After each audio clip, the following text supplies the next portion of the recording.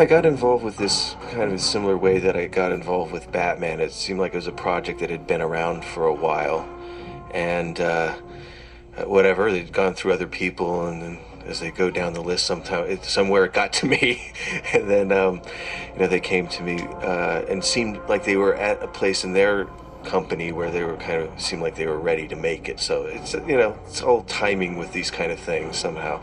And at first I was actually thinking I didn't want to do it because I was 10 years old when I saw the first movie. It had a lot of impact, and I consider it a classic. And it's kind of first rule: don't remake a classic. But once I realized that the studio wasn't interested in a remake, I kept with the idea. There was just something very primal and powerful about humans playing apes. That was the most important aspect of it to me. Was with all the technology available, that was still important to have good actors playing apes. And that was something that was really the only thing to me that needed to remain from the original that way.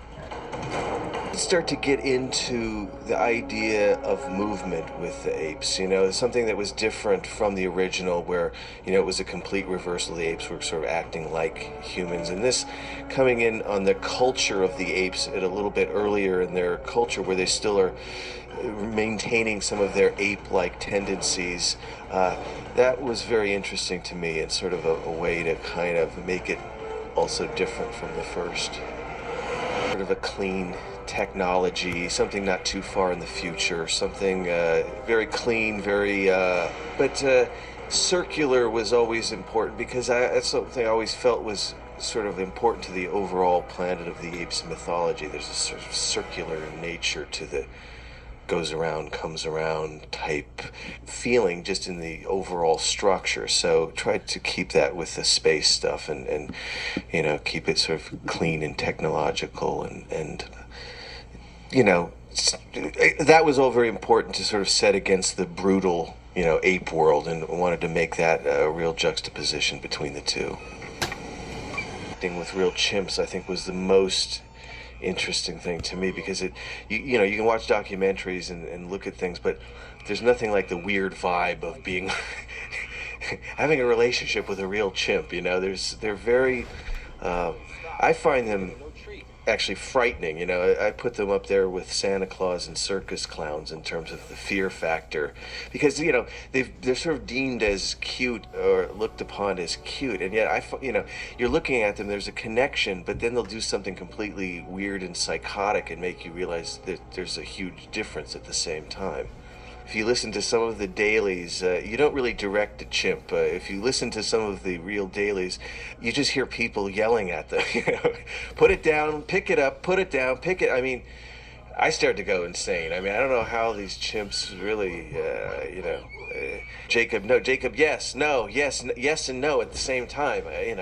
No wonder they go psycho, I guess. It's not the kind of technique I would personally use, but I'm not a trained animal trainer. There's all these chimps, and the sounds that they make, they're so primal and so shocking, and so it was a good way to get started and really deal with the real thing. And I think actually makes those noises anyway. So it was good typecasting in a way. She seems to make those kind of little inquisitive ape sounds. And so everybody used it differently. Everybody had their sort of take on it, and but that's why it was important to get really good people, because they get that sort of mask acting behind a mask, and letting something primal come through, which is always interesting to see people that can tap into that. Just don't like spacesuits, that's for sure. This thing with the chimp work, you get like maybe one take and every other thing is just you're just hoping it gets there, just hoping this chimp makes it all the way there through. That might have been the hardest thing in a way, because they don't obviously naturally do that, the thumb, but at least we didn't make them have to swim or anything, which they can't do as well. The script after I got it, basically because of budget. I also feel that in most cases when you're doing things for budget reasons, it helps the script, because you read things and it's kind of like a radio program. If you actually were to see it, it'd be too much, and so therefore that process of kind of bringing it down, I think, was actually good for it in some ways. And also, again, it sort of read very like there was a lot of stuff, so you could kind of see it in a more like CG kind of way or whatever. And I felt like, again, bringing it back down kind of brings it to its human roots, so to speak, and that was, again, I think, ultimately helpful to the project.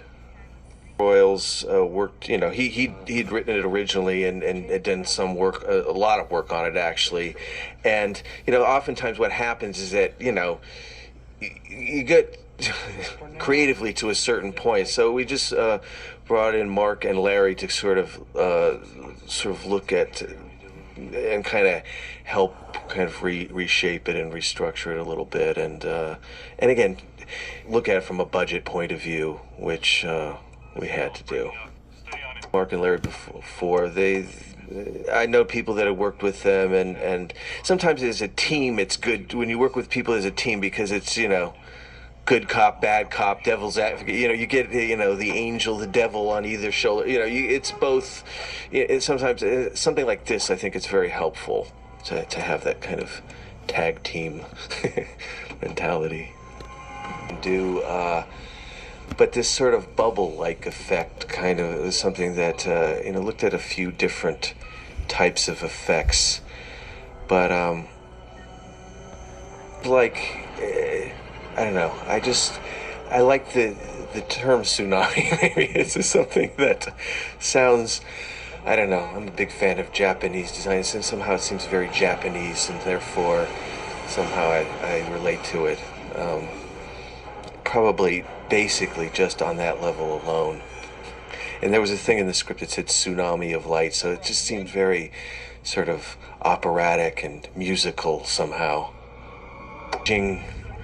Boy band, the crew, I don't know, maybe it's their outfits or whatever, or just the way they're all standing there together in sync 20 years later.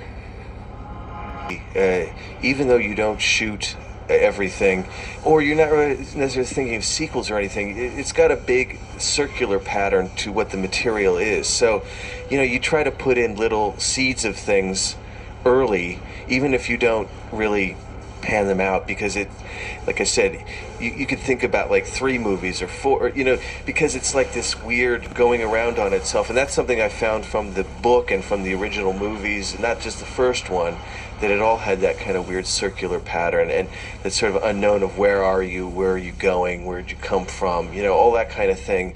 So you plant seeds of that, try to plant that throughout.